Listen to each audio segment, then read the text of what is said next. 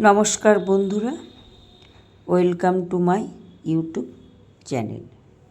আপনাদেরকে সবাইকে জানাই স্বাগত এবং আমার চ্যানেলটিকে আপনারা যেন সকলেই সাবস্ক্রাইব করে দেবেন, তাহলে আমি খুবই উপকৃত হব। আর আমার এই ছোট্ট রান্নাঘরে আজকে আমি বানিয়েছি ফিশ বল, একদম ঘরোয়া সাধারণভাবে ঘরে যেগুলো উপকরণ ছিল সেইগুলো দিয়েই বানিয়েছি।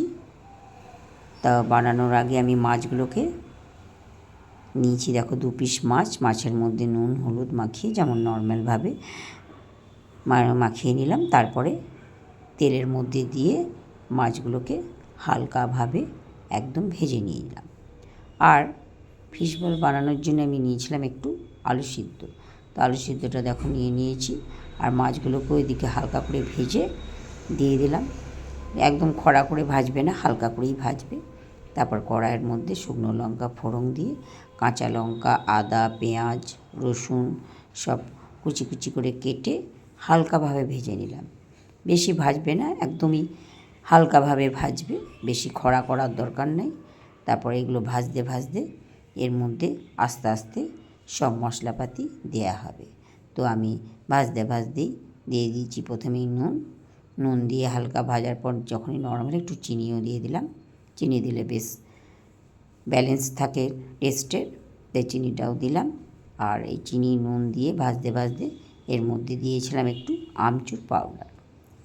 আমচুর পাউডারটা দিলে বেশ টেস্ট হয়। আর ধনে জিরে গুঁড়োও দিয়েছি। তারপরে গরম মশলা, গোলমরিচের গুঁড়ো আর ধনেপাতা সবই দেওয়া হয়েছে।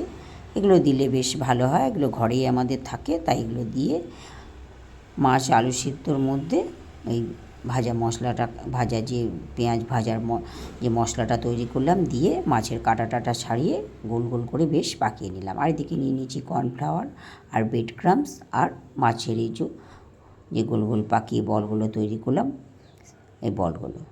তারপর এই বলগুলোকে আমি কর্নফ্লাওয়ারে ডুবিয়ে তারপরে এই ব্রেড ক্রাম্বসে কোটিং করে দেবো। আমি কিন্তু এগুলোকে ডবল করেই কোটিং করেছি।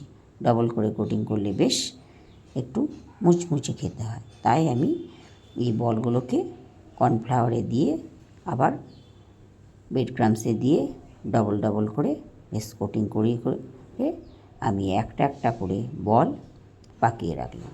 আর আস্তে আস্তে বেশ ধীরে ধীরে করবে, তাহলে বেশ ভালো হবে। তো আমি ধীরে ধীরে সব বলগুলোকে বানিয়ে নিলাম। এবার বলগুলোকে বানিয়ে নেওয়ার পর আমি কিছুক্ষণ রেখে দিলাম।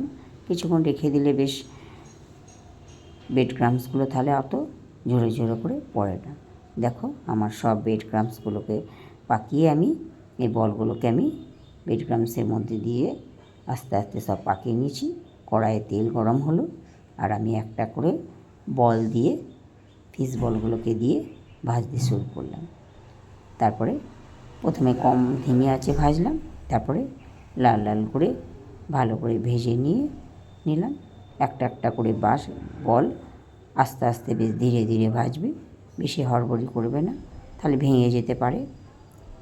তাই আমি প্রত্যেকটি বল আস্তে আস্তে করে ভেজে আমি নিলাম।